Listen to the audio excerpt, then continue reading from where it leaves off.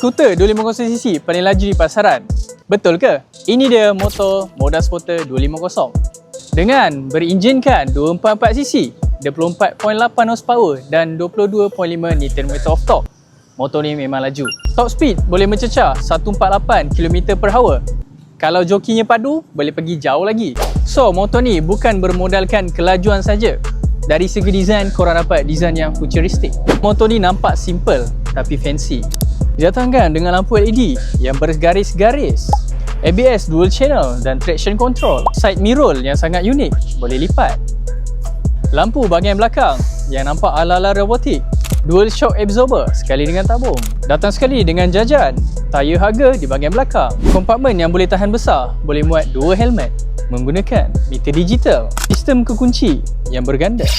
So, motor ni motor paling laju dalam kelas dia. Betul ke?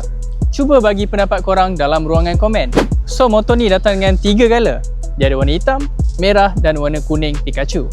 Motor ni tengah ready stock. Kalau berminat, korang boleh tekan bet biru di bawah ataupun tekan link di bio saya. Let's go!